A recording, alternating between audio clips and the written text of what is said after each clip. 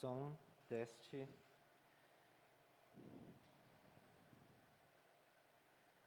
Eu só.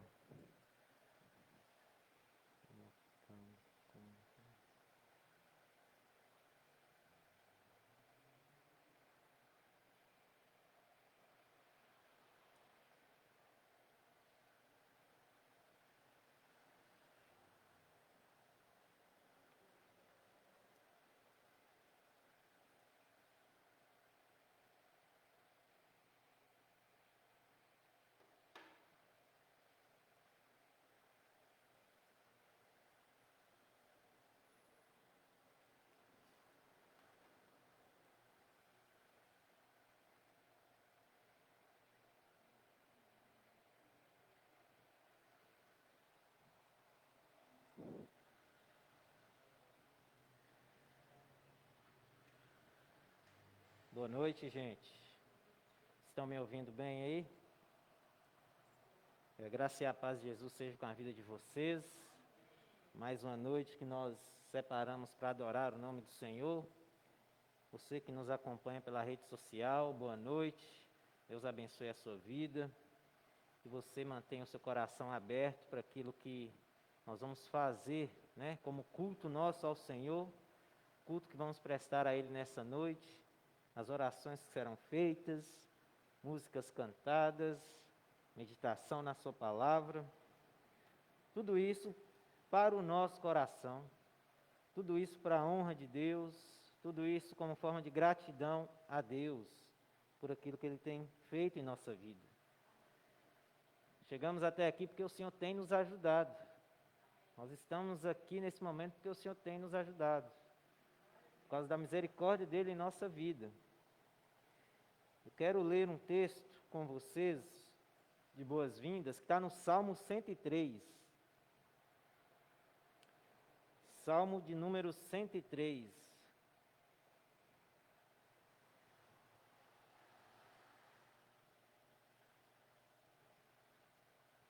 Você que nos acompanha pelo Facebook, pelas redes sociais, se quiser, abra sua Bíblia no Salmo 103. Eu quero cumprimentar a todos os que estão aqui no templo e os que nos acompanham pela rede social com esse texto.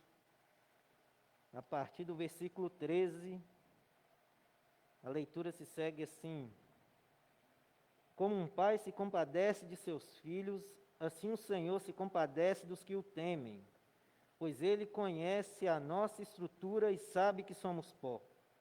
Quanto ao ser humano, os seus dias são como a relva, como a flor do campo. Assim ele floresce, mas soprando nela o vento, desaparece e não conhecerá, daí em diante, o seu lugar.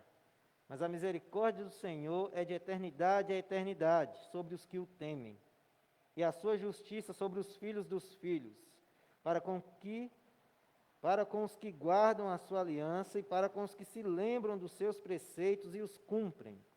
Nos céus o Senhor estabeleceu o seu trono, e o seu reino domina sobre tudo. Bendigam o Senhor os seus anjos, valorosos em poder, que executam as suas ordens e lhe obedecem à palavra. Bendigam o Senhor todos os seus exércitos, ministros seus, que fazem a sua vontade. Bendigam o Senhor todas as suas obras e todos os lugares do seu domínio. Bendiga minha alma o Senhor. Amém. Vamos orar? Feche seus olhos.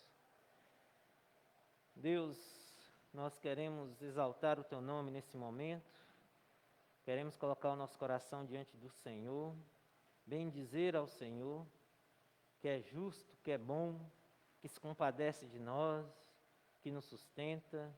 Nós queremos, Deus, Te agradecer pela Tua bondade em nossa vida, queremos Te agradecer, ó Deus, pelo dia que tivemos, queremos Te agradecer, Senhor, por tudo que aconteceu, porque em tudo isso a Tua graça estava conosco, em tudo isso a Tua presença estava conosco, e por isso nós queremos Te agradecer por isso. Queremos Te pedir, ó Deus, por essa noite, por esse tempo aqui, que o Teu Santo Espírito possa trazer o refrigério em nossos corações, possa trazer luz à nossa mente, fortalecimento para a nossa alma, que o Senhor possa receber, ó Deus, o culto que vamos prestar ao Senhor, tudo que vamos fazer aqui, ó Deus, como forma de gratidão ao Senhor, por causa da tua bondade. Nós te agradecemos, Deus, por esse tempo. Queremos pedir ao Senhor perdão pelos nossos pecados, pelas nossas faltas, por tudo aquilo, ó Deus, que temos feito e que fizemos no dia de hoje, que não agradou ao Senhor, os pensamentos que tivemos, ó Deus, que não agradou ao Senhor. Nesse momento queremos pedir perdão ao Senhor, como igreja do Senhor reunida. E pedir, ó Deus, que o Senhor continue nos ajudando a caminhar com o Senhor. Continue nos conduzindo naquilo que precisamos. Continue nos auxiliando, nos sustentando, Deus. Precisamos de Ti. E é assim que nós oramos, Pai. Gratos por tudo, em nome de Jesus. Amém e amém. Nós vamos cantar um cântico ainda, um hino ao Senhor. Número 328, do cantor cristão. É um hino que diz que quando você estiver enfrentando tempestades na sua vida, que você deve confiar em Jesus. Que Ele, como nós lemos aqui, Ele é o Criador de todas as coisas. Então, nada foge ao controle de Jesus. Nós precisamos confiar nisso. E esse hino vai dizer sobre isso, sobre teu coração sossegado. Mas se você talvez não está passando por nenhum problema nesse momento, vai tudo bem com você, cante esse cântico sabendo que quando alguma coisa vier, quando uma tempestade vier, o Senhor Jesus está com você. Ele não está dormindo, Ele está presente. E nós vamos cantar então esse cântico com as irmãs. Aleluia. Não sei como está a sua vida, né? Se você está passando por algum problema, né? Está aflito no dia, né, de hoje, mas sossega, porque o Senhor, Ele está no controle. Às vezes o mar se revolta, fica bravo, mas o Senhor vem para acalmar a tempestade. Ó Mestre, o mar se revolta, as ondas nos dão pavor. O céu se reveste de trevas, não temos um Salvador. Não se te dá que morramos, podes assim dormir. Se a cada momento nos vemos, se prestes a submergir, as ondas atendem ao meu mandar. Sossegai, seja o encapelado mar, a ira dos homens, o gênio do mal, tais águas não podem a naufragar, que leva o Senhor, Rei do céu e mar. Pois todos ouvem ao meu mandar. Sossegai, sossegai, convosco estou para vos salvar. Sim, sossegai. Mestre, na minha tristeza, estou quase a sucumbir. A dor que perturba minha alma, te peço de vem banir. De ondas do mal que me encobrem, quem me fará sair? Pereço sem ti, ó meu mestre, vem logo, vem me acudir. As ondas atendem ao meu mandar. Sossegai, seja o encapelado mar. A ira dos homens, o gênio do mal. As águas não podem a nau tragar, que leva o Senhor, Rei do céu e mar.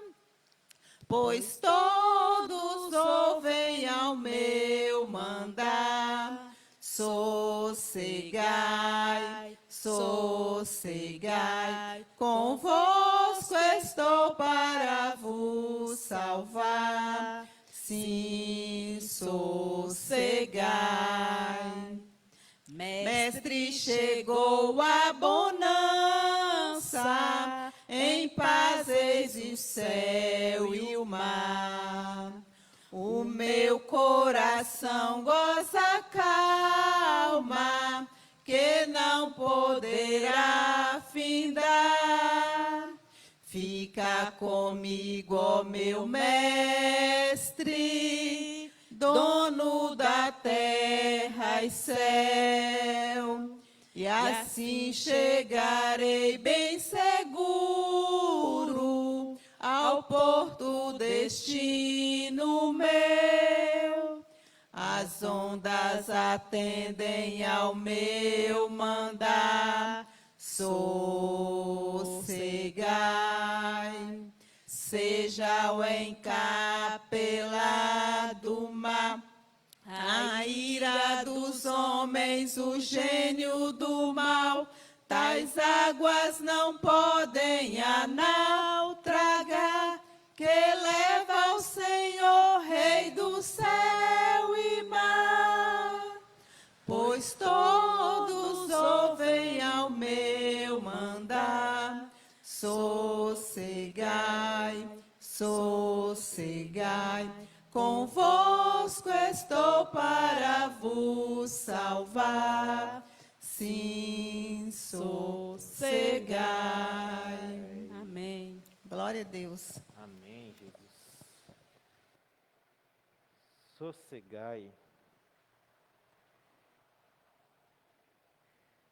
Mas nós não vamos sossegar agora, não. Agora nós vamos orar ao Senhor para buscar o sossego do Senhor, né? Para buscar a paz do Senhor ao nosso coração, para rogar ao Senhor para que Ele acalme as tempestades, talvez não na nossa vida, mas na vida de alguém que a gente conhece. Então será um tempo agora que nós teremos para orar ao Senhor. E eu queria ver com os irmãos os motivos de oração que nós temos para hoje, começando da irmã Maria Cláudia, para que a gente possa estar orando.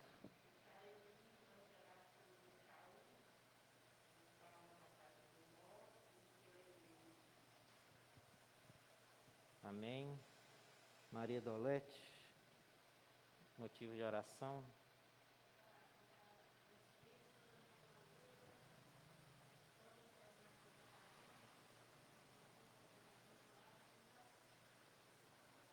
Como é que é o final aí?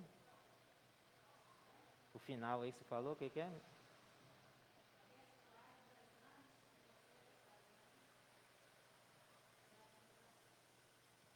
Amém. Amém. Então nós vamos orar com a irmã Marilene por esses dois motivos de oração agora, em nome de Jesus.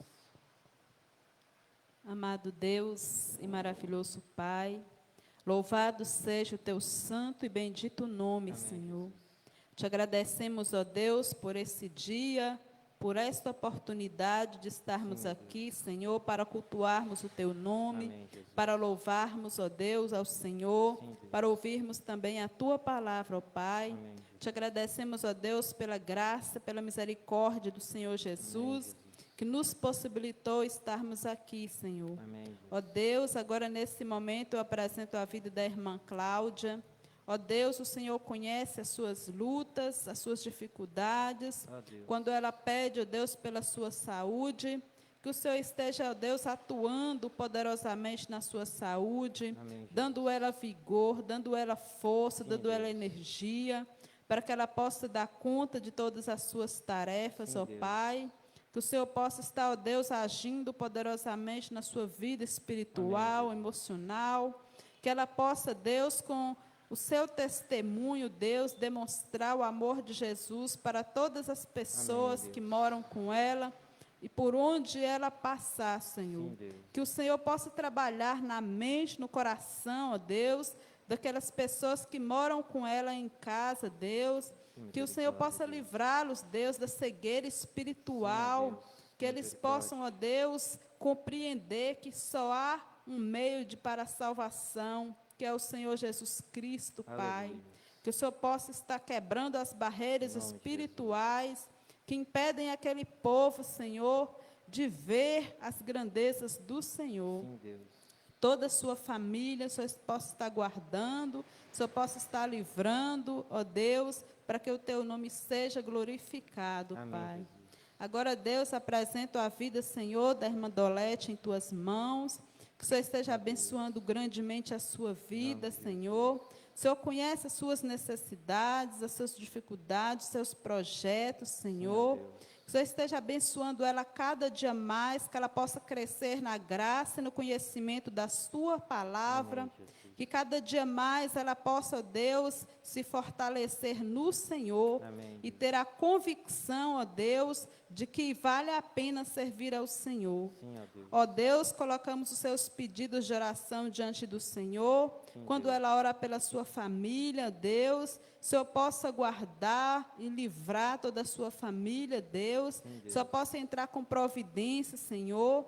E, ó Deus, aqueles seus familiares que ainda não nasceram de novo, que ainda não tiveram encontro com Jesus, Ó Deus. que possa ver através da sua Misericórdia, vida, Senhor, a transformação do Senhor, Sim, ó Deus. e possam, ó Deus, refletir sobre suas vidas, Senhor, Sim, meu Deus. sobre como, ó Deus, servir ao Senhor. Amém. Que o Senhor esteja abençoando toda a sua casa, mantendo, ó Deus, a provisão, ó Deus, a saúde e a paz. Amém, Jesus. Ó Deus, a oração que fazemos em nome de Jesus. Amém. Amém.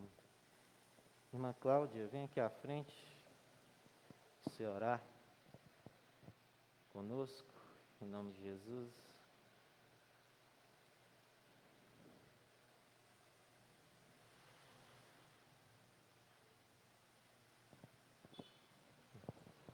Irmão Júlio, motivos de oração, irmão Júlio.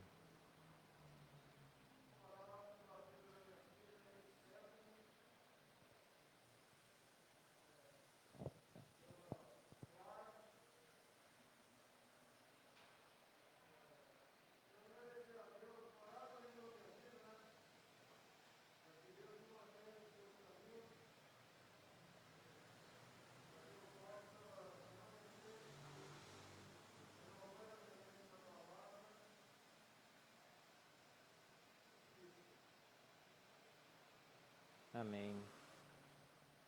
Irmã Marilene, compartilha conosco.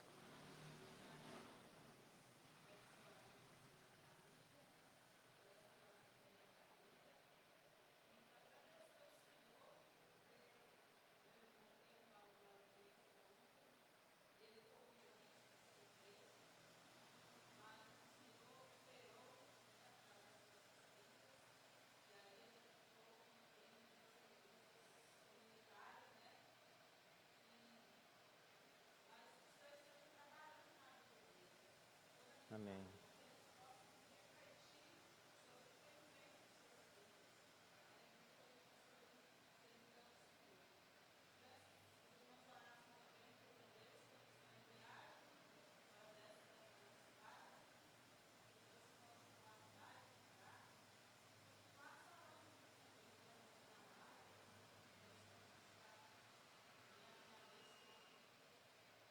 Amém.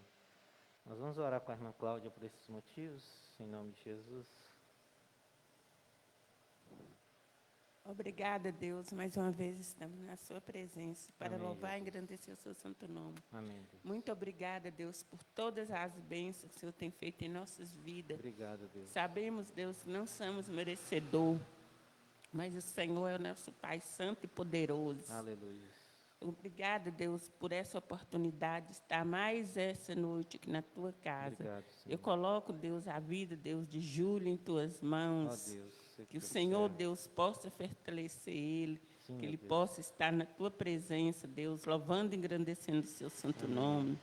Eu coloco, Deus, a vida da filha dele, Deus, Ó em Deus. tuas mãos. Que o Senhor, Abençoe. Deus, envia seus anjos, Deus poderoso, Deus. aonde ela estiver, que ela também, Deus, possa sentir, Deus, vontade de largar as coisas do mundo e Ó vir, Deus, Deus, tem para a sua misericórdia, casa, Jesus. louvar e engrandecer Ó o seu Deus. santo nome. E junto com ele, Tem misericórdia, Deus. então com a mãe dele, Deus também, que é sua serva, Ó que Deus. vive louvando e engrandecendo o seu santo nome. Que o Senhor abençoe, Deus, a irmã dele, Sim, meu seu Deus. sobrinho, Abençoe, Senhor. seus tios, suas tias, todos os familiares dele, Deus. Amém, Jesus. Aqueles, Deus, que não está na tua presença, Ó que o Deus. Senhor possa, Deus, enviar seus anjos Tem poderosos misericórdia, Deus. e fazer, Deus, com que eles também possam reconhecer o Senhor como o único Deus. Salvador da vida deles, Pai. Amém. Agradeço, Deus, também por tudo, Deus, que o Senhor tem feito na vida dele e da família dele. Amém, Jesus. Coloco, Deus, também a vida de Marilene, Deus, em tuas mãos. Ó Deus. Que o Senhor, Deus, possa dar força a ela, Sim, ó para Deus. que ela está na tua casa, no teu trabalho, Deus. Sim, Não Pai. é fácil, mas o Senhor, Deus, sustenta de nós estar aqui na tua casa, louvando e engrandecendo o seu santo nome, Deus. Deus. Eu coloco, Deus, também a vida de Adeils, que está em viagem, Deus. Abençoe, Senhor, Senhor. possa, Deus, proteger ele de todo mal e guardar Sim, ó ele, Deus. Deus, na tua viagem. Coloco, Deus, também a vida do irmão, acho que é irmão ou... Acho que é irmão dela, que eu não escutei direito. Mas É seja verdade, quem Deus. for, Abençoe, o Senhor já sabe de tudo, Deus. O Senhor sabe o nome dele, É se é verdade. irmão, se é pai, se Senhor é sabe, qualquer Deus. pessoa, Deus, o Senhor já sabe. Abençoe. Por isso, Deus, eu coloco em tuas mãos, que o Senhor, Deus, tenha misericórdia, que Em nome eles de possam, Jesus. Deus, saber que só o Senhor é Deus. É verdade, E vir, Deus, também servir o Senhor com toda a família dela, Sim, ó Deus, Deus. toda a mãe, o pai, seus irmãos, todos seus parentes, Deus, reconhecer que só o Senhor é Deus. Amém, Eu Jesus. te agradeço, Deus, por tudo que o Senhor tem feito aqui na igreja, por Obrigado, tudo que Deus. o Senhor está fazendo. Coloca a vida de todos aqueles, Deus, que estão viajando, aqueles também, Deus, Deus. que estão na cidade, que não está na tua casa, Deus, que o Senhor Misericórdia, possa, abençoe, Deus, visita. abençoar e que eles possam, Deus, também estar aqui louvando e engrandecendo o Sim, seu ó santo Deus. nome. Essa, Deus, é a oração que eu te faço em nome de Jesus. Amém. Amém e amém. Irmão Júlio, vem aqui à frente, irmão Júlio. Você.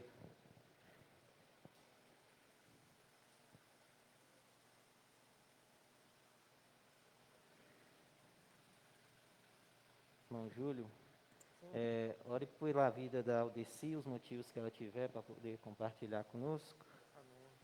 Pode falar, irmã. Primeiramente, eu quero só agradecer a Deus, né?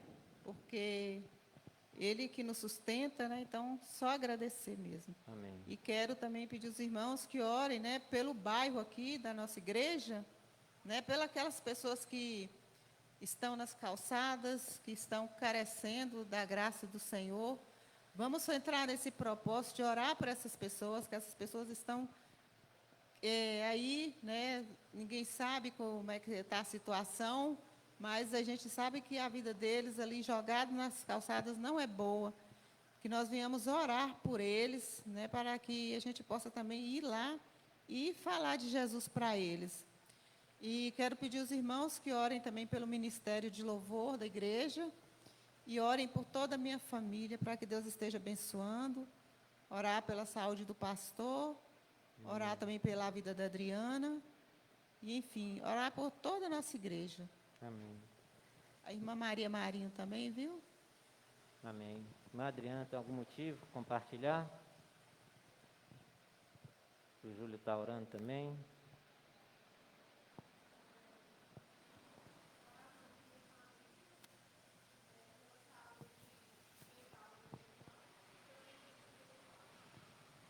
Pela sua família, saúde do seu irmão e sua vida espiritual. Nós vamos orar com o irmão Júlio, então, por esses motivos. Querido Deus e Pai, mais uma vez aqui na Tua presença, nós te agradecemos por mais um dia de vida, pela Obrigado, providência. Ó Pai, nós colocamos diante de Ti a vida da irmã Aldeci, que o Senhor possa continuar sustentando ela, fortalecendo, Senhor, o Sim, ministério de louvor. Em nome de Jesus.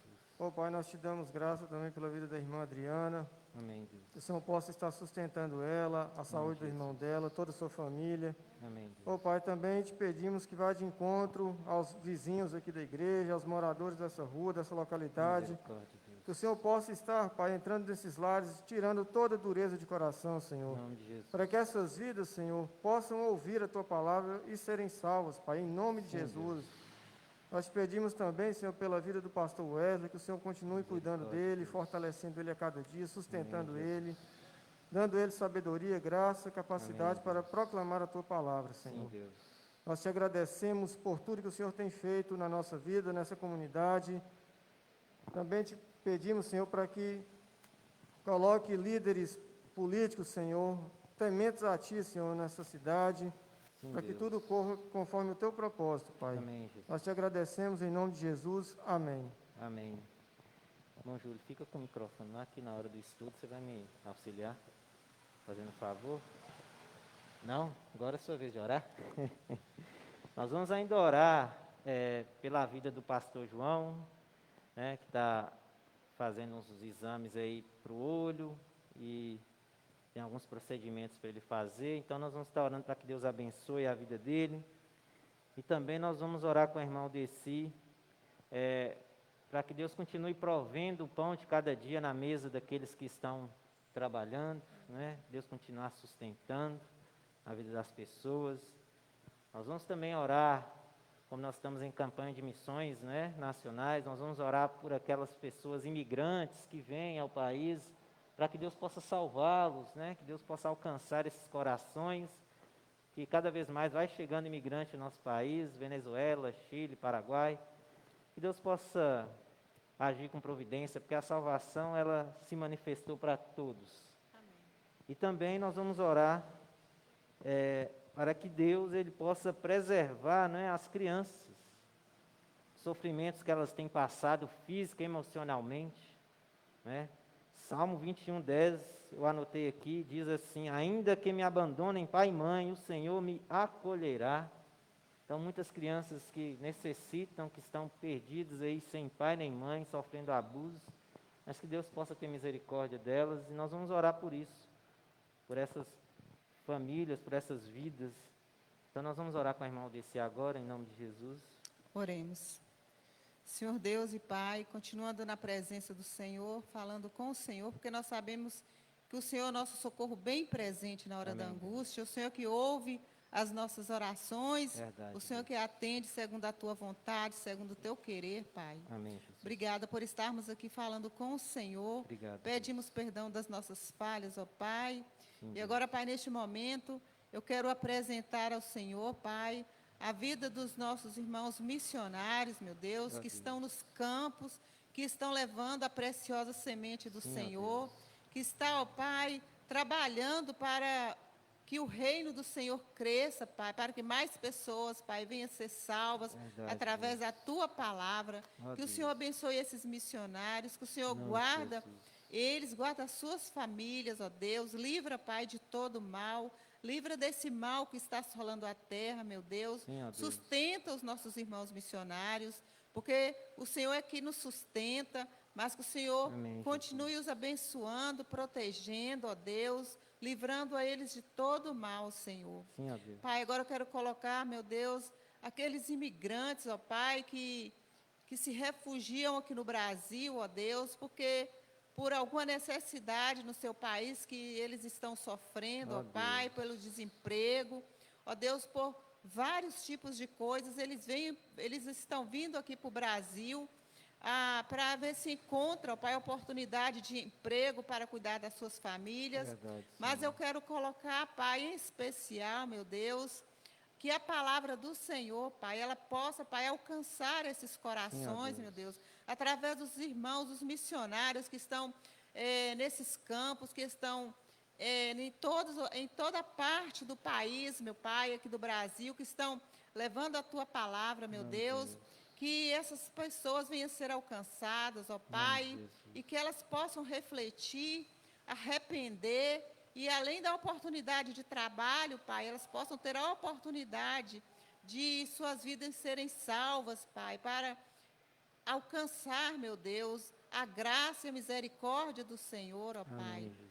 Ó Deus amado, quero colocar também a vida, ó Pai, das crianças, meu Deus, que neste tempo de pandemia que nós estamos vivendo, ó Deus, nós vemos muitas crianças, ó Pai, que estão também sofrendo, porque elas não Verdade, compreendem, elas não entendem o que está acontecendo, Ó Deus. e elas verem falar de tanta coisa ruim, que vai entrando nas suas mentes, ó Pai, e elas acabam, ó Deus, ficando deprimidas, ficando, ó Pai, triste, meu Deus, não está tendo mais oportunidade de brincar, não Meu está tendo Deus. mais oportunidade, ó Pai, nem de ir para a escola, meu Deus. É verdade. Mas eu te peço, ó Deus, que o Senhor visite o coração de cada criança, Jesus. meu Deus.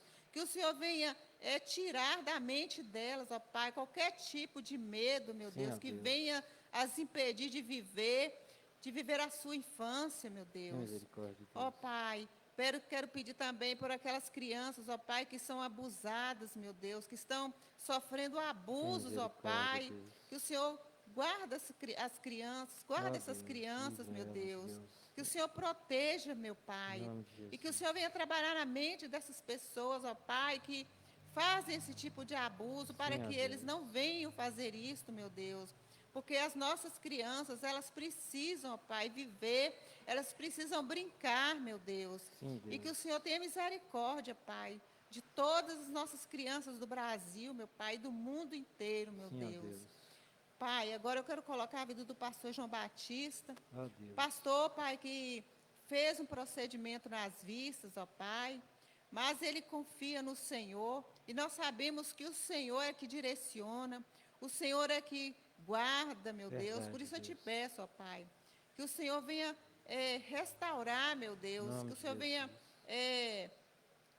curar o pastor Sim, ó João, ó Deus. Pai, daquela enfermidade nas vistas, meu Deus, e que através do que os médicos, os procedimentos que os médicos fizeram, ele possa Deus. ficar curado, Pai, Nome porque de as Jesus. mãos do Senhor esteve ali com ele, meu Sim, ó Pai. Deus. Ó Deus, quero te agradecer por tudo, por essa oportunidade de estar aqui na casa do Senhor para ouvir a Amém. tua palavra. Obrigado, Deus. Agora eu coloco a vida, Pai, do pastor Wesley, Ó que Deus. vai estar ministrando esse Misericórdia, estudo, meu Deus. que Concede esta graça, palavra venha Senhor. diretamente Enche aos do nossos Santo corações, Espírito, Deus. que nós Traz luz possamos à sair nossa daqui mente, meu Deus. edificados, Traz luz, ó Deus. fortalecidos, com o poder da Derrama tua tua graça sobre palavra, nossas Pai. vidas, Deus. Usa o teu Sejamos servo, edificados para a glória do teu esconde nome, ele Deus. para que o Senhor apareça e fala Em nos nome nossos de corações. Jesus. Sim, ó É o que eu Deus. te peço e te agradeço em nome do Senhor Jesus. Amém. Amém e amém. Obrigado, irmão Desi. Glória a Deus.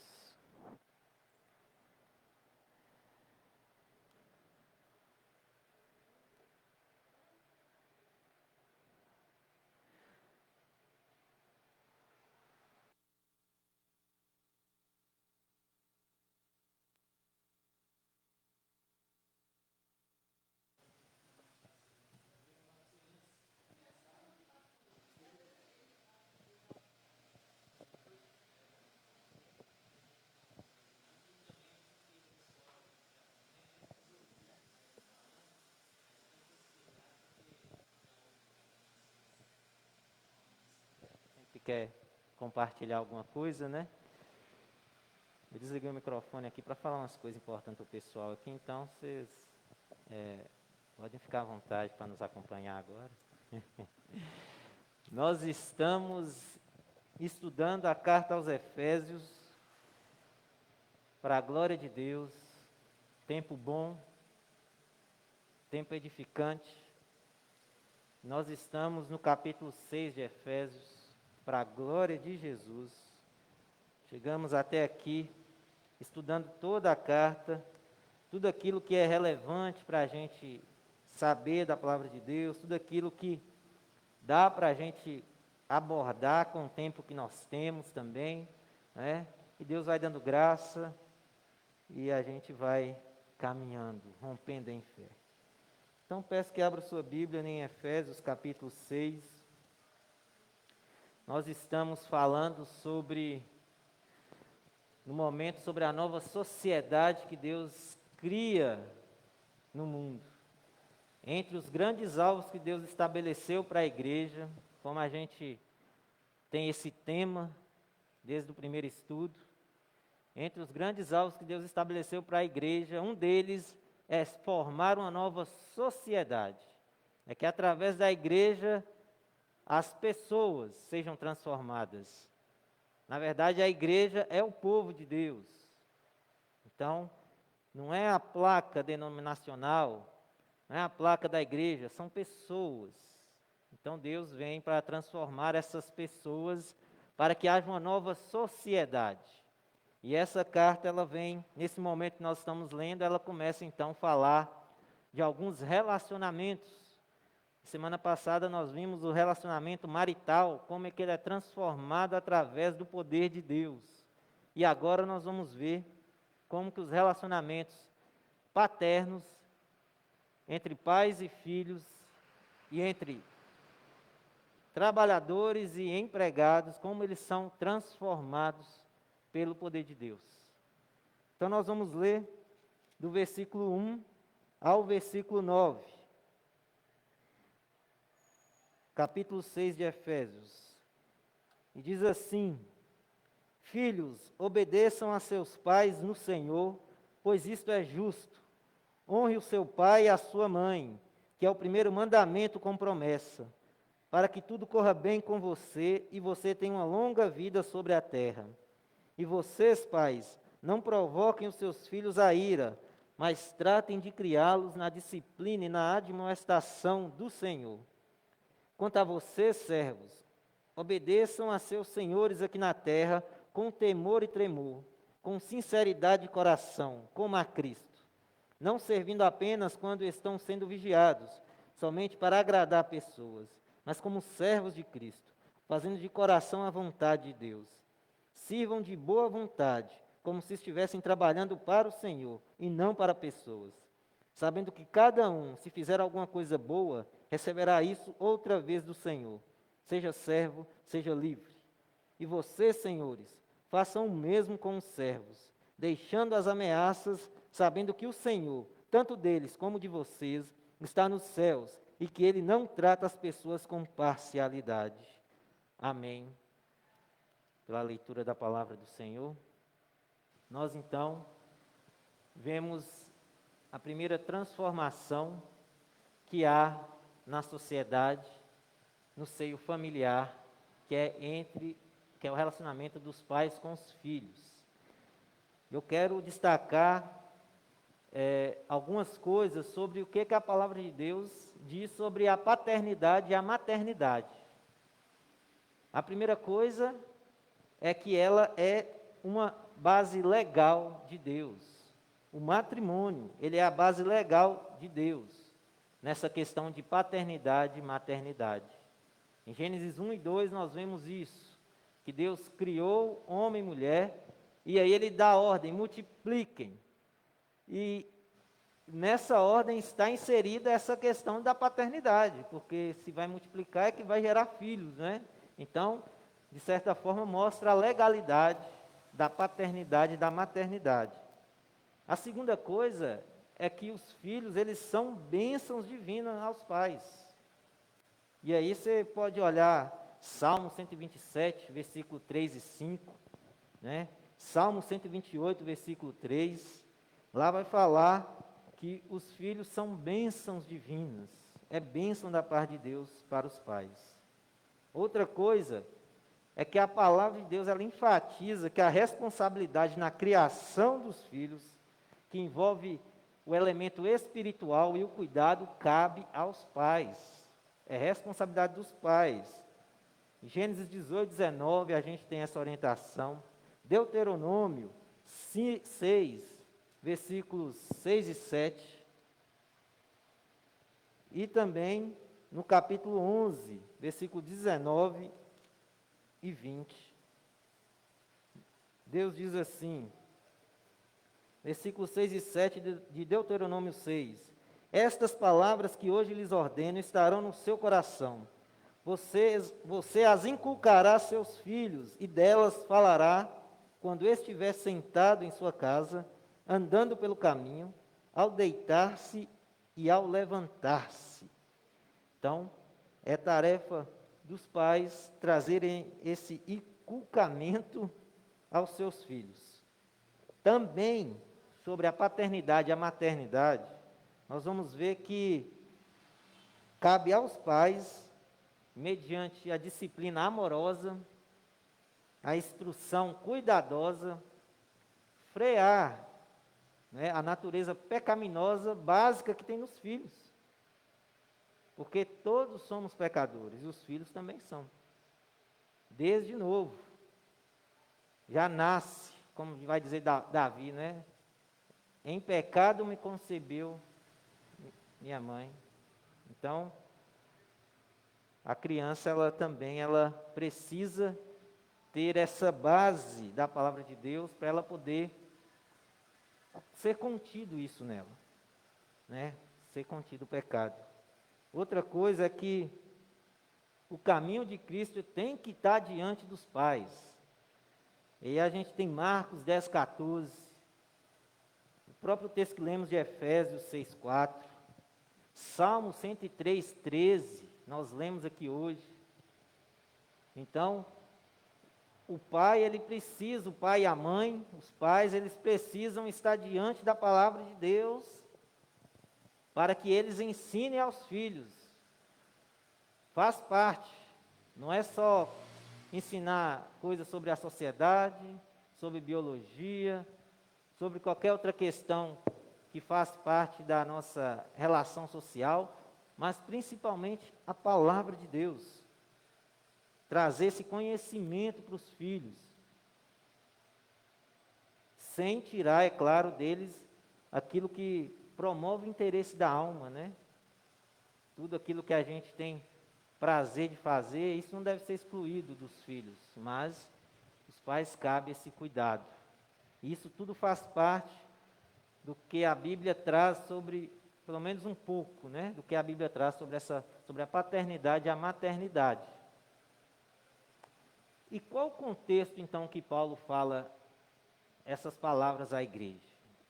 É importante a gente meditar um pouco sobre isso, porque naquela época, em Roma, havia algumas características muito perigosas para os filhos.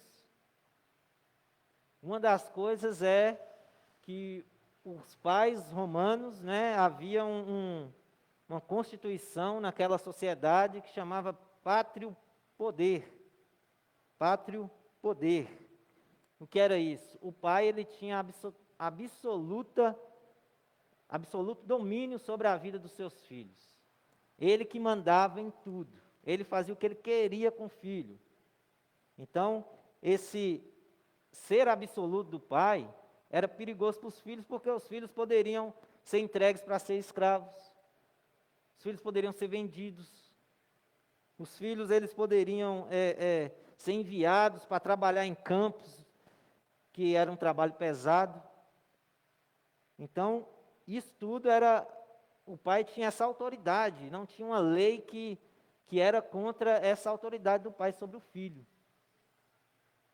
O filho, ele, segundo os historiadores, né, o filho ele não chegaria à maioridade nunca, ainda que ele fosse honrado por autoridades, mas o pai ele tinha absoluto domínio, poder sobre o filho, sobre a vida do filho, independente de qual rumo o filho tomasse, se ele fosse um trabalhador da política, um magistrado, que eles chamavam, ainda assim o pai tinha total domínio sobre a vida do filho. E Paulo está falando a essa mentalidade. Veja a situação em que eram os pais daquela época. Outra coisa era que havia o costume de abandonar os filhos. Os pais tinham o costume de abandonar os filhos, ou seja, quando a criança nascia, elas eram então colocadas diante do pai, e o pai olhava para o filho. Se ele virar as costas para o filho era descartado. Ele não tinha nada a ver com o filho mais, mas se ele pegasse o filho e levantasse o filho, já significava que ele estava recebendo o filho para a sua família. Isso era um costume da época. Tão assim, diferente do costume que nós temos, né, hoje. É muito estranho isso. E aí eu quero ler uma carta do século I antes de Cristo, de um homem chamado Hilarion. Só para vocês sentirem o teor desse costume que eles tinham, ele escreve à mulher dele. Ele estava em viagem, e aí ele vai escrever à mulher dele sobre questões domésticas. Ele diz assim, começa a carta assim: Hilarion, a Alice, sua mulher, as mais cordiais saudações, e a meus queridos Bero e Apolinário. Tem que saber que ainda estamos em Alexandria. Não se preocupe se outros retornam enquanto eu continue em Alexandria. Peço-lhe e suplico que tenha cuidado do meu filho pequeno. Logo que recebo o pagamento, lhe enviarei isso. Se tiver um menino, sorte para você. Deixa-o viver enquanto seja varão. Se for mulher, arroje-a, lance-a fora. Você recomendou a Afrodisia que me dissesse: não me esqueça. Como posso esquecer? Peço-lhe, portanto, que não se preocupe. Percebeu o teor da carta do homem? O homem está falando do desejo dos filhos serem cuidados, que ele tinha um carinho pela esposa, mas a esposa estava grávida. E aí ele fala isso com ela. Se for homem, beleza, pode trazer para dentro de casa. Agora, se for menina, olha só, olha a diferença. Uma carta que parece tão amorosa com um teor desse. E isso era costume para eles naquela época. Essa era uma das características desse povo que Paulo está falando. A terceira característica dessa sociedade era que ela era uma civilização desumana com respeito à criança que nascia com alguma deformidade, ou então doente. Então, se a criança ela nascesse com alguma deformidade ou doente, eles tinham uma ação muito triste. E um escritor chamado Seneca, que era do tempo de Paulo, ele escreve algo que era muito comum para eles. E ele diz assim: sacrificamos a um boi impetuoso, estrangulamos a um cão raivoso, afundamos a faca no gado doente para que não contagie a outros, afogamos as crianças que nascem fracas e disformes. Uma criança doente naquela época, ela não tinha esperança nenhuma de sobreviver. Porque eram umas atitudes tristes demais que eles tinham. E é nessa mentalidade que Paulo, então, ele dá esses conselhos para a igreja. A igreja que estava vivendo essa realidade, e aí ela abraça a fé em Jesus e começa a se reunir. Então, tudo novo. Como é que é pensar? Como que Jesus pensa sobre isso? Então, Paulo vem trazendo essa primeira orientação aos pais. Ele começa primeiro falando aos filhos, né? Então, imagina a mente do filho numa situação dessa, numa sociedade dessa. E aí Paulo vai dizer para os filhos obedecerem a seus pais no Senhor. E aqui, Paulo chama a atenção do filho para que ele, então, esteja sujeito ao seu pai. Mas essa sujeição, ela visa um desenvolvimento espiritual. Ela é uma sujeição, uma obediência que tem o objetivo de justiça, de moralidade, de correção. E esse contexto aqui já é de Paulo ordenando as coisas, porque ele vai dizer assim: pois isto é justo. Então ele classifica essa obediência como algo justo, porque os pais estão no Senhor. Os pais estão tendo uma mente transformada pelo Senhor. Então, a obediência a esse tipo de pai é totalmente diferente da obediência aos outros pais que não conheceram a Jesus, que não depositaram sua fé em Jesus. Então, quando Paulo diz que isso é justo, isso traz para nós algumas implicações. É justo porque ele é moralmente justo. Ou seja, é algo que vem de Deus, é uma ordenança de Deus. Porque ele vai dizer: honre seu pai e sua mãe, que é o primeiro mandamento com promessa. Então, Paulo começa a justificar o porquê que é justo obedecer os pais. E porque é um mandamento de Deus.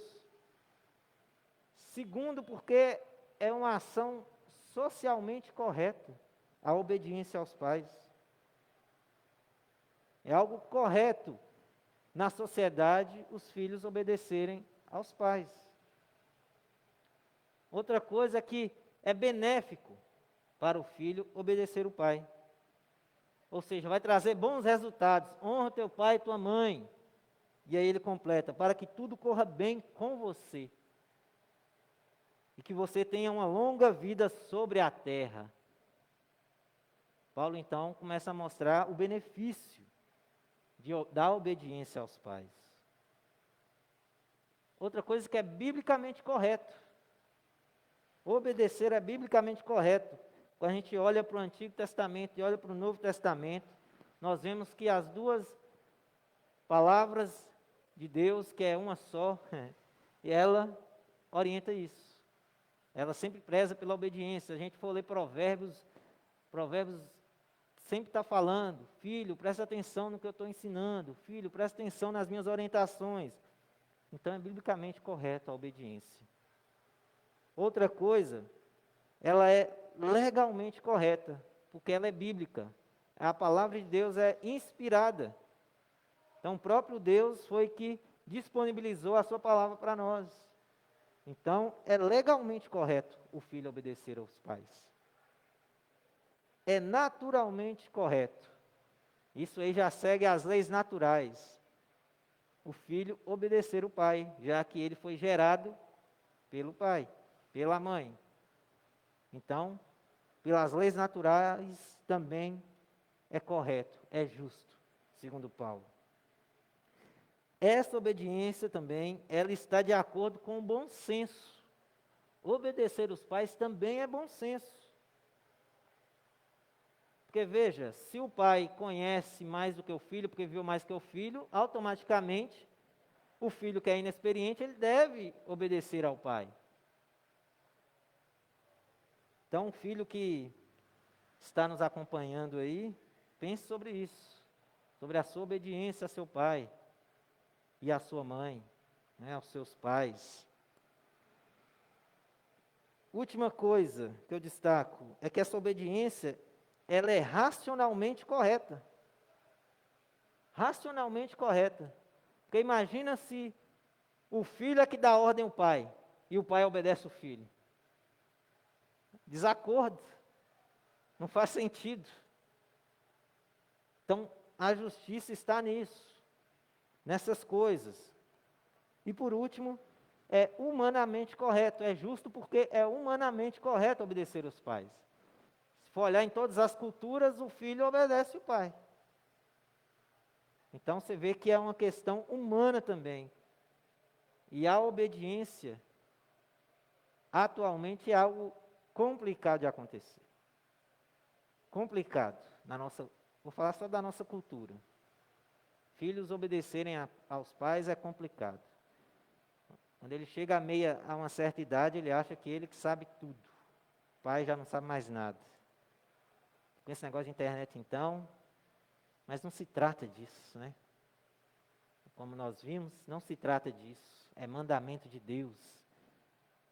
Abaixar a cabeça em reverência, em respeito ao pai e obedecer, né? E então, Paulo coloca aqui, ele coloca então que é uma honra para o pai, o filho obedecer o pai. É o mandamento.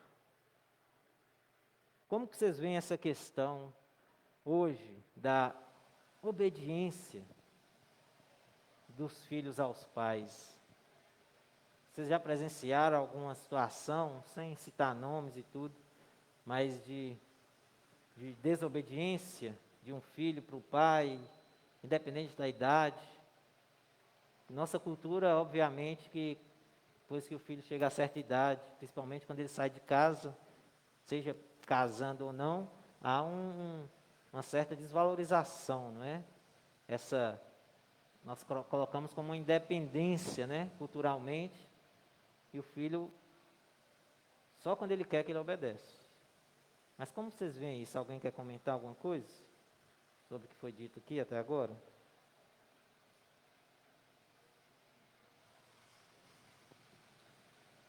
Hoje em dia, pastor, a gente vê muito, agora com esse negócio que não estou podendo nem corrigir as crianças mais, porque se o vizinho vê um pai corrigindo o filho, ele não quer nem saber o motivo, né? Já logo denuncia. Então fica difícil até para disciplinar um filho hoje em dia. Na escola também está difícil, porque hoje os alunos é que mandam nos professores. Se os alunos não obedecem pai, vai obedecer os professores? Então, isso aí já é uma coisa que já vem de berço, porque se o pai não pode disciplinar, né, então, nos outros lugares, a criança vai comportar com rebeldia. E a gente vê isso hoje em dia muito acontecendo, né? No mundo de hoje está bem difícil para criar um filho. E é o que está acontecendo, né? A gente fica triste porque as crianças acabam sendo rebeldes e acaba virando um adulto rebelde também. E isso é por isso que o mundo hoje em dia está dessa forma. Porque se a criança não pode ser corrigida, o mundo vai corrigir. E a maneira que o mundo corrige é doloroso, né? Então, é uma coisa que as coisas mudaram, tudo. Porque agora não pode mais os pais corrigir, o mundo vai corrigir. E quando o mundo corrige é porque a pessoa sofre. Então, tem que ter, a gente vê esse tipo de coisa hoje. Sim. Falar, Júlio. Realmente, é um mandamento e com promessa, né, de uma vida longa, de uma vida longânima. É um mandamento com promessa. Eu confesso que eu já tive muitos problemas mesmo, familiares, com mãe. Eu era um filho extremamente rebelde. Se minha mãe falasse não vai, eu ia. E hoje eu posso dizer com toda a certeza que é terrível a gente viver uma vida fora da vontade de Deus e nessa rebelião. Porque primeiro, além da gente magoar, né, a pessoa que a gente deveria cuidar e amar, que é a nossa mãe, né, a gente se põe também como sendo inimigo de Deus, porque a gente está ofendendo também a Deus. E essa questão de relacionamento familiar não é fácil, né, só que eu não posso terceirizar.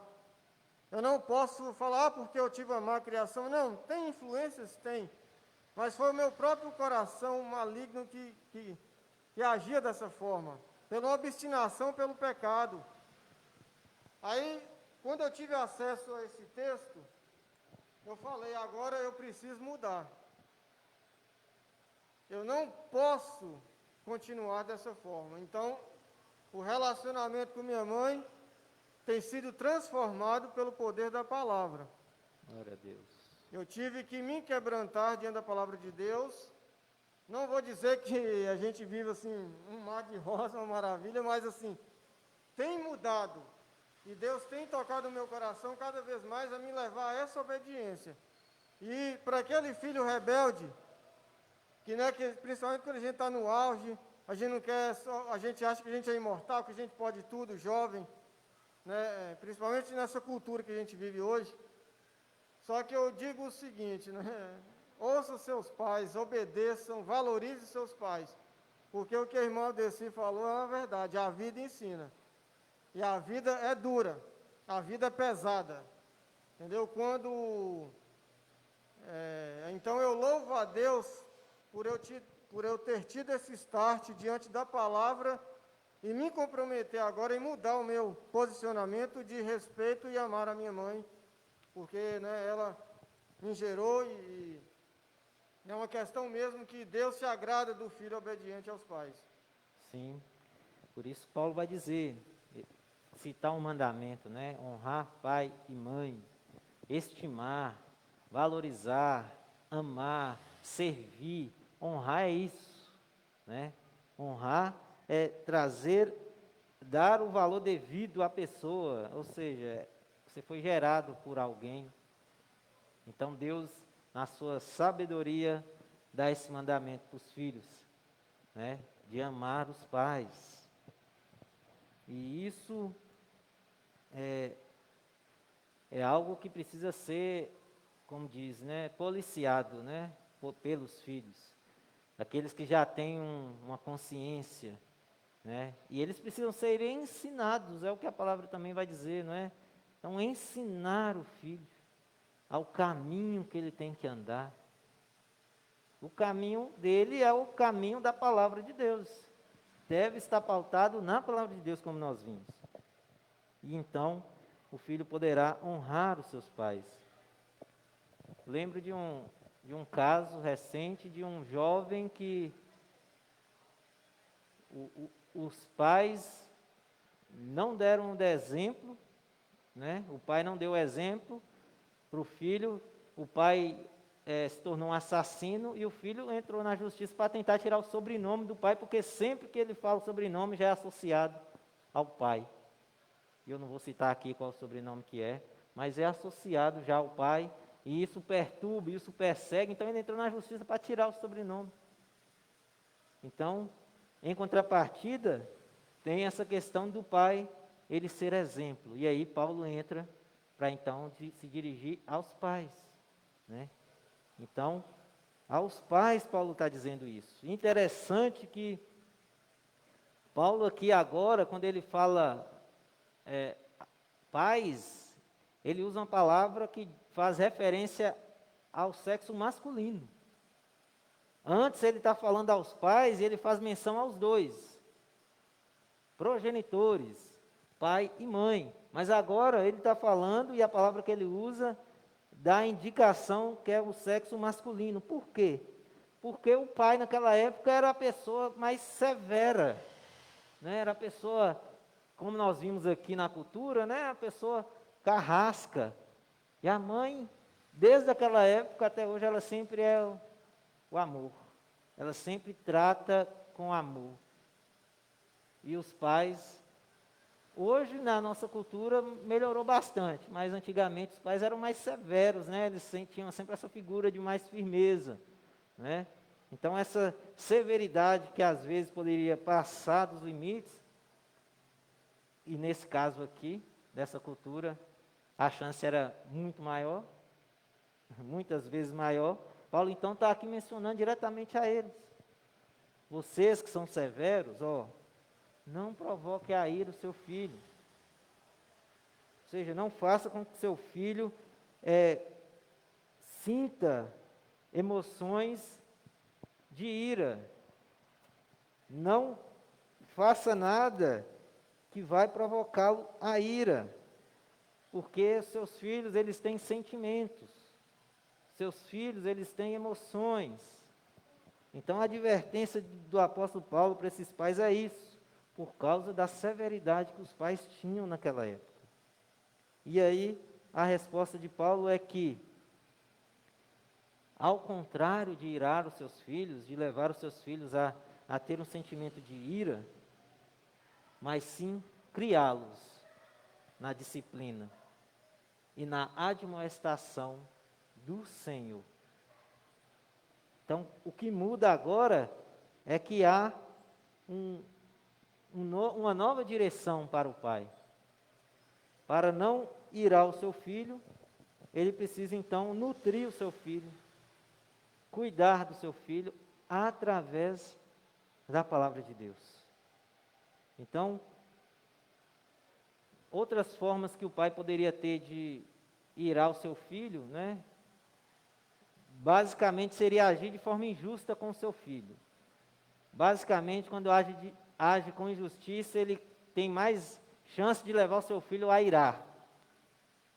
Então, talvez 3 maneiras que eu destaco que o pai levaria o seu filho a irar, seria quando ele se esquece que as coisas mudam, que o tempo muda.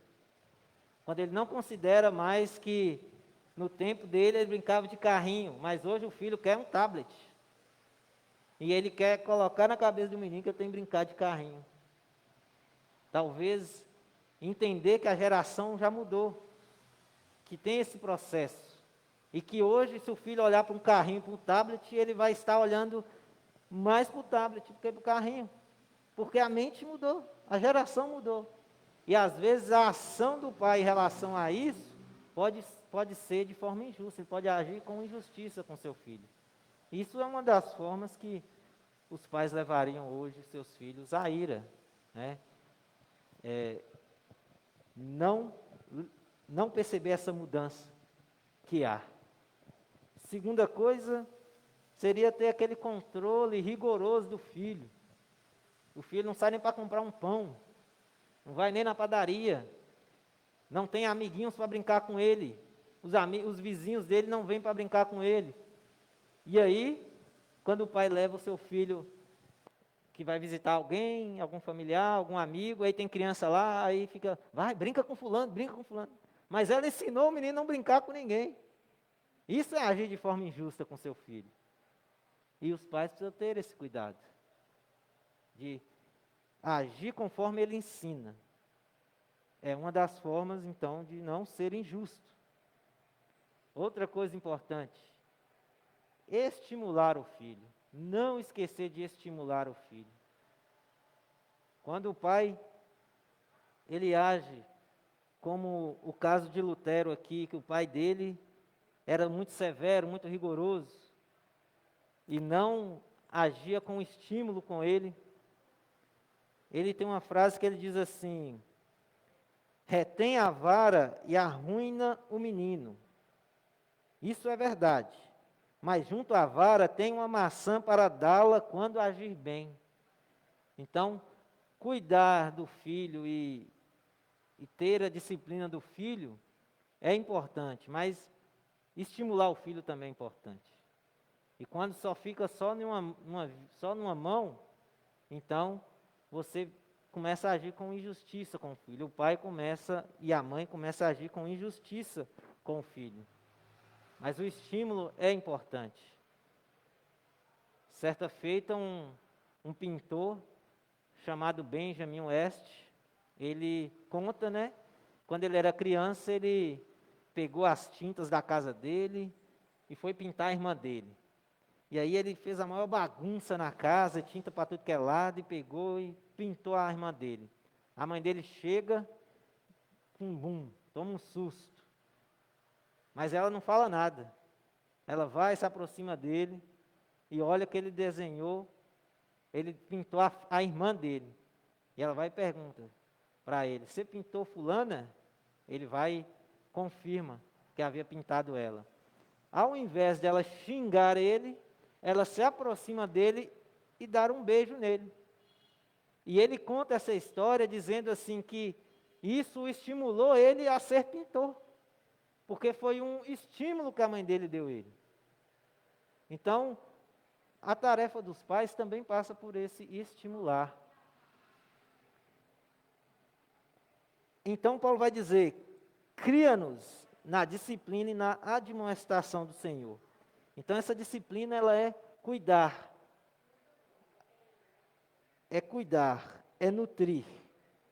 E esse sentido de cuidar é o mesmo que aparece em Efésios 5, 29, quando Paulo está dizendo que a responsabilidade do esposo, do marido, é cuidar da sua mulher. Porque ele cuida do seu próprio corpo e ele tem que cuidar da mulher. E aqui Paulo está usando essa palavra para cuidar, para dizer dos filhos, alimentar os filhos, nutrir. os filhos, então, no caminho do Senhor, na disciplina, na admoestação. E essa palavra disciplina aqui, ela pode dar a entender três coisas. A primeira é no sentido de punição. Né? No Antigo Testamento, essa palavra aparece geralmente ligada à punição. O segundo sentido seria num treinamento, ou seja, num ensino para a criança, e, casualmente, se ela fizer algo de errado, ela seria punida fisicamente. Então, a palavra também, ela chega a ser usada dessas duas maneiras. Mas provável que Paulo aqui esteja falando sobre a questão da educação do filho, em que o ensino visa um desenvolvimento mental da criança, um desenvolvimento moral do seu caráter, para que ela então se desenvolva, não é? Só dizer, pode falar, Júlio. Ô pastor, tem até um Provérbios, que se eu não me engano é o 23:6, que diz assim: ensina a criança no caminho que deve seguir, e até quando envelhecer não se desviará dele. Quando o pai sabe dessa responsabilidade de ensinar, só um cristão, né, ensinar o caminho do Senhor, a palavra, a criança fica com aquela semente ali no coração. Às vezes, muitas vezes o jovem tem aquele estágio de rebeldia, ele se afasta um pouco, vai para o mundo, quer conhecer o mundo, aquela coisa toda, mas a semente foi plantada ali. Em muitos casos já vi relatos de que o filho volta, porque ele já teve aquele contato inicial. Por isso é importante essa responsabilidade do pai, porque a escola vai dar educação, né? Ciência, matemática, mas o dever do pai é ensinar a palavra para que essa criança tenha aquele princípio, né? Aquela reverência ao Senhor. Né? Isso faz uma diferença muito grande, né? Principalmente, por isso que eu não tive, o pastor está falando aí da parte do pai, eu não tive essa figura paterna, eu não tive essa referência de pai. Meu pai, quando eu tinha por volta de 9 para 10 anos de idade, ele simplesmente desapareceu. Uma história que eu não vou ser bem sucinto, mas a história é que ele foi para o Rio, ele arrumou uma mulher aqui, foi para o Rio de Janeiro. Quando chegou lá no Rio de Janeiro, ocorreu um acidente e o corpo desapareceu. Até hoje não se sabe, nunca achou, a gente não tem um atestado de óbito. Aí, segundo o que foi dito na época, que o hospital, a mulher só falou que ele sofreu um acidente na rua e que ele foi levado com um quadro de amnésia para o hospital. E quando chegou lá no hospital, ele deu entrada, só que ele tinha lapsos de memória. Às vezes ele lembrava e esquecia. Aí, como ele foi tido como, entre aspas, indigente, alguém que não tinha responsável por ele, naquele tempo lá, eles falam que eles pegavam essas pessoas assim e tiravam os órgãos. É uma história mórbida até, né? Mas consumia o corpo para lá, então nunca se achou o corpo, né? Mas assim, voltando ao que eu queria dizer, né, que eu não sei, porque isso é história pessoal de cada um, né? Então eu louvo a Deus, por isso que eu hoje como filho valorizo a minha mãe, né? E mais ainda pelo fato dela ter se convertido, por ela ter passado alguns princípios da palavra para mim. Sim. Porque eu vou dizer, né, que maravilha que é quando, por isso que eu digo, bem-aventurado aquele, né, que nasce em um lar cristão, que tem aquele primeiro contato inicial com a palavra, né? Porque Deus está ali, né, naquela vida. Deus, a presença do Senhor vai envolver aquela criança desde cedo. Sim. Mas também louvado seja Deus por aqueles que, mesmo no mundo, também foram alcançados por essa graça e hoje estão na presença de Deus. Graças a Deus por isso, né? Porque é importante. Se dependêssemos só disso, né? De lares cristãos, ia ser complicado, mas graças a Deus, porque eu fui alcançado sem ter esse ensinamento, né? E outras pessoas também. Mas é importante, no seio familiar, que a palavra de Deus seja ensinada. Paulo reforça aqui, pais, criem-nos na disciplina e na admoestação, na instrução, advertência. Essa palavra inclui isso, advertência, instrução, no sentido negativo e positivo,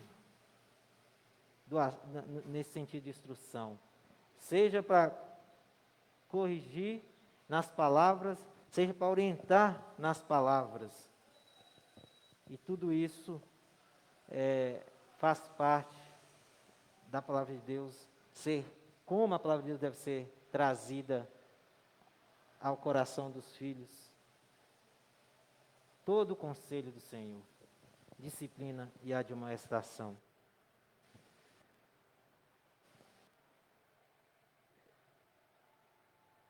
Tem um autor do século IV, que ele vai dizer assim sobre essa questão do criar os filhos. Ele era um teólogo do século IV, um dos pais da igreja. Ele diz assim, chama Crisóstomo: não é totalmente absurdo enviar os filhos para aprenderem algum ofício ou para a escola, e tudo fazer visando isso, mas não criá-los dentro da disciplina, da instrução do Senhor. Devemos dar aos filhos um modelo, fazendo-se devotarem desde os primeiros anos à leitura das Escrituras. Se teus filhos aprenderem a ser amante da sabedoria desde o começo de sua vida, terá adquirido uma riqueza maior do que todas as riquezas, e uma grande glória. Dá-lhe as coisas maiores, e não as pequeninas coisas. Trazendo destaque para nós da grandeza da palavra de Deus, que deve ser ensinado aos filhos. E é importante, essa é a maior riqueza para os filhos. A maior riqueza que um pai pode dar ao filho é a palavra de Deus. E aí Paulo avança para falar sobre o relacionamento dos senhores e dos escravos. E aí hoje nós podemos pensar sobre a questão do funcionário e do empregado. O relacionamento deve ser diferente, deve ser mudado. E naquela época, o senhor era um proprietário que ele tinha poder e autoridade sobre aquilo que ele adquiria, sobre os seus bens, ele tinha influência. Essa é a menção quando aparece sobre senhor. Eu queria entrar aqui rapidamente sobre o contexto dos senhores naquela época e dos escravos. Eu vou fazer uma leitura rápida aqui, que faz parte para nós nos situarmos, pelo menos com a realidade daquela época. O texto que eu leio diz assim: sabemos por um bom senso, como ABC da moralidade, que é errado um homem escravizar ao outrem, destruindo sua individualidade, mesmo que não o maltrate fisicamente. Mas ficamos um tanto desolados ao descobrir que, em parte alguma no Novo Testamento, com a possível exceção de 1 Timóteo 1,10, mas cujo significado é disputado pelos estudiosos, que é condenada a prática da escravidão do próximo. Ou seja, ele não encontra no Novo Testamento nenhuma condenação da prática da escravização ao próximo. Não poderíamos mesmo esperar que o cristianismo tentasse impor uma revolução social e política, pois muito possivelmente esse pensamento nem entrou na mente dos apóstolos. Todavia, apesar disso, talvez tivesse sido possível fazer uma denúncia positiva contra a escravatura nas páginas do Novo Testamento. Por ser esse um mal tão grande. Naturalmente, tal prática era universal e antiguíssima, pois o próprio Antigo Testamento não a condena, mas antes procura regulamentá-la para torná-la mais humana. E as poucas passagens neotestamentárias que abordam o problema também buscam esse alvo. Paralelos com Colossenses 3, 22 a 4, 1 e 1 Pedro, capítulo 2, versículos 18 a 25. No que tange à escravidão, naturalmente é verdade que o cristianismo aplicou a essa situação o amor cristão. E foi isso, finalmente, que destruiu essa má instituição, apesar de terem sido necessários séculos para tanto. E isso, incidentalmente, mostra-nos quão lento se mostra o homem na modificação de sua natureza moral básica, a despeito de tudo quanto ele assevera em contrário. E o cristianismo também tem outros efeitos. A escravatura, que consiste essencialmente na negação da personalidade e da vontade própria do indivíduo, não fez nunca parte da própria igreja, como uma organização. Pois em Cristo não há livre ou escravo, homem ou mulher, como também não há distinções de raças, pois todos os remidos são um em Cristo. Portanto, no seio da igreja cristã, um escravo crente se encontrava em pé de igualdade com seu senhor, pelo menos de acordo com a doutrina dos apóstolos e sua atitude a respeito, em todas as situações locais. E esse princípio, por sua vez, desvenda um mal próprio da escravatura, pois em Cristo cada indivíduo é visto como alguém sem igual, dotado de uma missão ímpar. Portanto, no seio da igreja cristã se encontra um padrão para o mundo inteiro. De fato, foram homens religiosos e cristãos que sempre foram os líderes dos movimentos de emancipação dos escravos. Por que eu li essa nota de um estudioso? Para mostrar que, naquela época, ainda havia latente a questão da escravidão. Porém, havia muitos contextos diferentes. Os escravos, muitas das vezes, eram tratados como membros da família.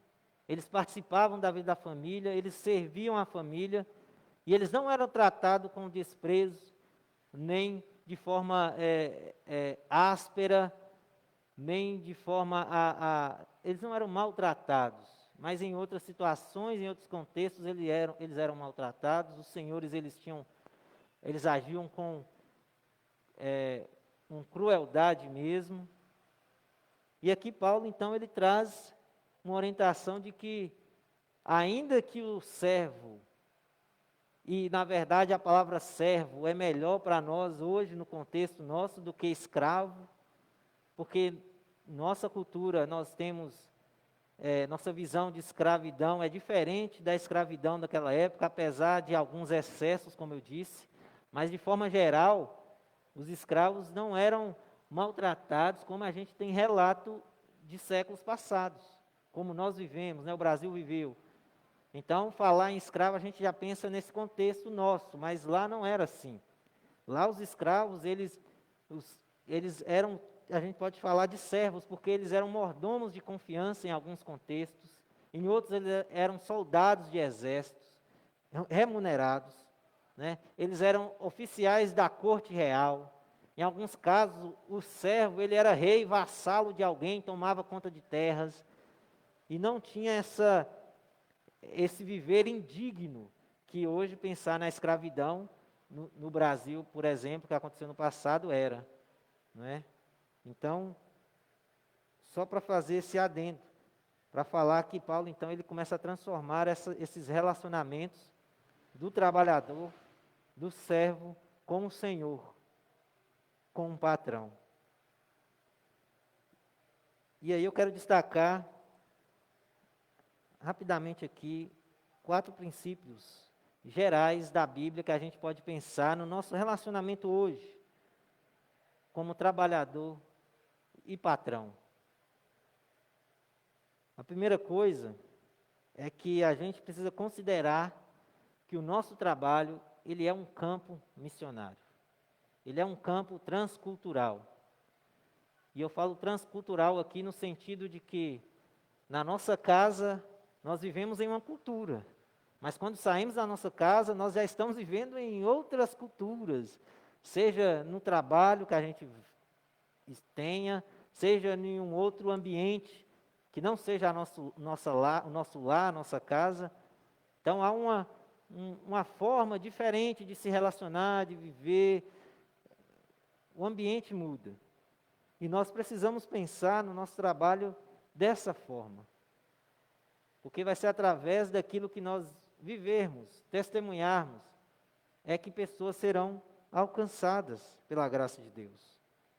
E nós precisamos, então, considerar o nosso trabalho como um campo missionário.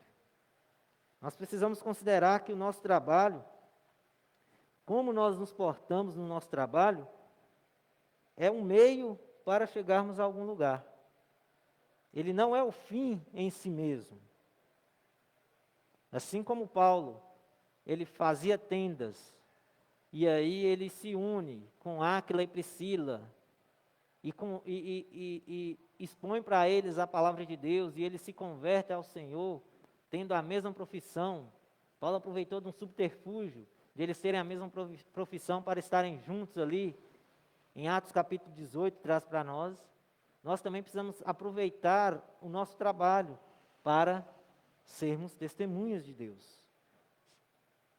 A nossa relação com o trabalho, ela precisa levar em conta as diferenças que há de hierarquia, né, entre aquele que é patrão, aquele que é gerente, o que está numa posição inicial ali de crescimento na empresa, para que a gente possa então saber como proceder, como agir.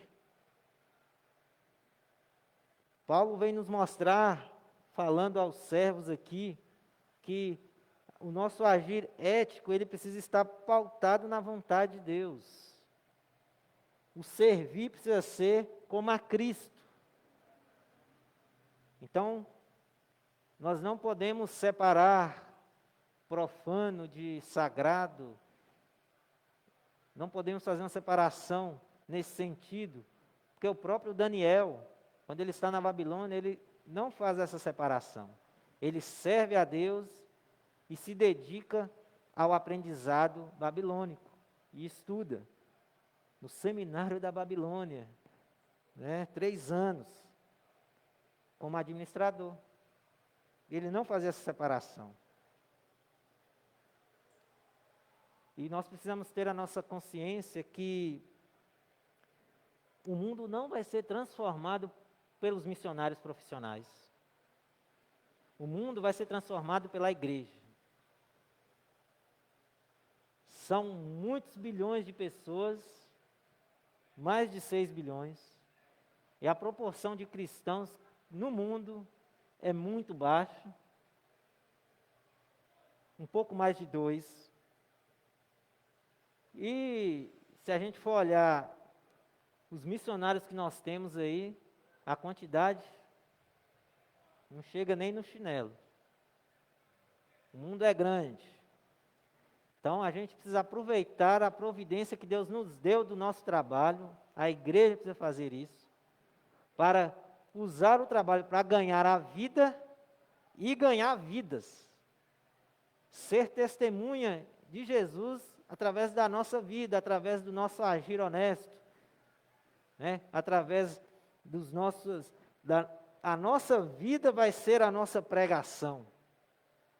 E nós precisamos usar isso para ganhar vidas.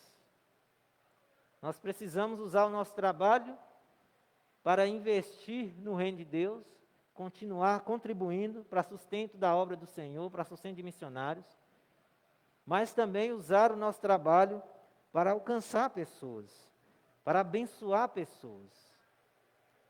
Isso faz parte do servir no trabalho. E nosso trabalho precisa ter a motivação certa para isso. E a motivação certa, como a gente vai ver aí, versículo 5, é o Senhor. Paulo vai dizer, como a Cristo. No versículo 6 ele vai dizer, servos de Cristo, agir como servos de Cristo, não agradando pessoas. Versículo 7 ele vai dizer, trabalhando para o Senhor. No versículo 8 ele vai dizer, receberá isso outra vez do Senhor. Então, tudo que a gente faz é para o Senhor, isso deve ser a nossa motivação. Então, a pessoa que trabalha com cozinha, precisa fazer isso como se fosse para o Senhor. A pessoa que trabalha como professor, como médico, como advogado, precisa fazer como se fosse para o Senhor. Aquele que é lixeiro, aquele que trabalha como operário, precisa fazer como para o Senhor. Então, em qualquer instância, em qualquer profissão, qualquer trabalho, o servo precisa trabalhar como para o Senhor. A motivação do servo deve ser essa, para que assim ele possa testemunhar dessa graça de Deus. Nós precisamos ter isso em mente, de trabalhar como se fosse para o Senhor. E Paulo vai dizer que assim também os patrões devem proceder. Então ele vai trazer, depois de falar um pouco para os servos, ele vai dizer, ele vai passar para os patrões 3 princípios que eles precisam exercitar na posição de patrão. E a primeira coisa é que eles devem proceder do mesmo modo que os servos procedem com eles. Veja que a transformação que acontece nos relacionamentos é de reciprocidade. É fazer aquilo que você quer que o outro te faça. O patrão agora, ele não trata mais o funcionário como um subalterno, como alguém inferior em dignidade, só porque é funcionário. Não, ele agora começa a tratar o outro como ele gostaria que fosse tratado. Então o relacionamento muda. É agir conforme ele age com o patrão, conforme o funcionário age com o patrão, com respeito, com reverência, não é? E outro princípio é deixar ameaças, ou seja, não se impor de forma a amedrontar o funcionário. O patrão agora ele começa a agir diferente, porque era o que os senhores faziam. Eles ameaçavam os servos, aproveitando a sua autoridade para fazê-los pensar em serem castigados. Então muda, deixa a ameaça. O relacionamento agora ele se baseia num relacionamento humano. E a terceira coisa é que ele não deve então fazer acepção de pessoas, porque o Senhor Jesus não faz. E ele deve imitar o Senhor Jesus. Que era o que os patrões eles tinham em mente. Queriam ser bajulados, queriam ser elogiados, sempre faziam esperando uma retribuição. Mas Paulo vai dizer, não é assim que você deve fazer. Porque diante de Deus, você é igual ao outro. Quando estiverem os dois diante do tribunal de Deus, vocês serão julgados pelos mesmos motivos, pelas mesmas formas. Então não hajam assim. E Paulo então traz para nós uma mudança nos relacionamentos, que passa por essa mudança de Jesus na vida daquelas pessoas que servem a Deus. E nós precisamos buscar isso do Senhor, essa consciência de mudarmos a partir da palavra de Deus, a partir daquilo que Cristo fez em nós. Os nossos relacionamentos, eles precisam ser mudados. E é somente através da palavra de Deus que nós saberemos como fazer essas mudanças. Que Deus assim nos abençoe e nos ajude a compreender cada vez mais o que precisa ser mudado em nós para que Ele seja glorificado, para que Ele possa crescer em nós. Alguém quer comentar alguma coisa? Está por ordem? Se não, nós vamos orar ao Senhor. Se põe de pé, vamos encerrar nosso culto dessa noite.